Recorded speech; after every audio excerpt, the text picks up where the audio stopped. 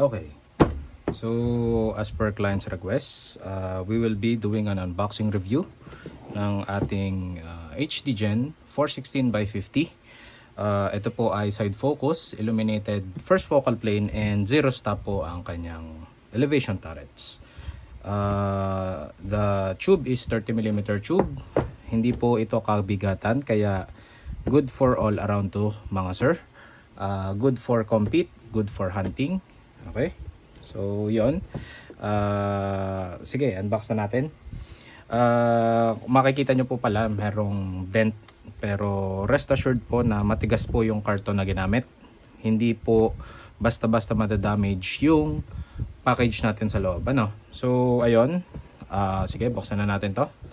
So upon opening the package, ang lalabas po ay ito, well insulated siya. Kaya goods na goods yan, hindi yan basta-basta mayuyupe. Okay? So, check natin. Okay, so makikita natin sa loob ng package is we have the mounts. It is mounts of your choice, either dovetail or either Picatinny. We also have the side wheel or the parallax wheel. We have the product manual. Okay, so ito po yung product manual ng West Hunter. Okay, makikita nyo, dito na yung parts ng scope.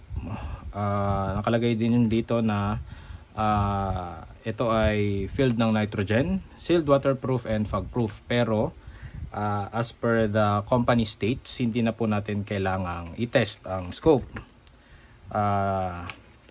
Just in case merong maging issues man, madali nyo naman po akong makokontak. Ano po? Okay, so we have ito. We also have the sunshade. Sunshade natin. Bawa natin ng konti. Also have the sunshade. Okay. And ito yung ating cleaning cloth. And ito yung kanyang magnification or throw lever. Okay. Then, check na natin yung mismong scope. Okay. Bukas na natin. Oops, sorry. Galaw. Okay, so makikita nyo guys, andito na din yung kanyang flip cover. This is the turrets. This is a 110 MRAD. Okay, ito po ay 60 MOA. Okay. Then check natin yung kanyang turret crispness.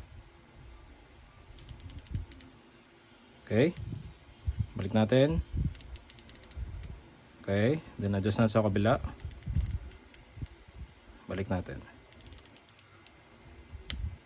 As for the zero stop, okay, test natin. Balik natin. Okay. Then check natin yung reticle on the next video. Okay? Okay guys, so testing muna tayo. Ito yung setup ng barrel. Okay. Tapos isa-sight natin yung 66 meters. Check lang natin.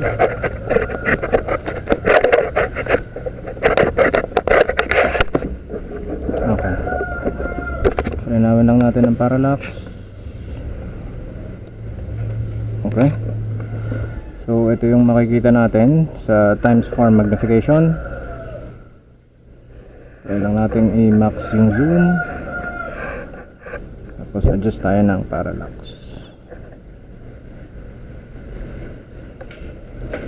Ayan. Ayan.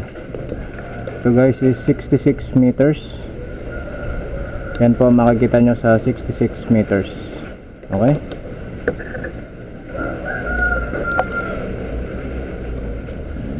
Okay. So zoom out tayo. Okay. Zoom in ulit. Zoom out muna din eh. Yan. Then times 4. Check natin sa malapit. Okay. This is 10 meters. 10, hindi, mga 14 meters to. Okay. Yan. Thank you.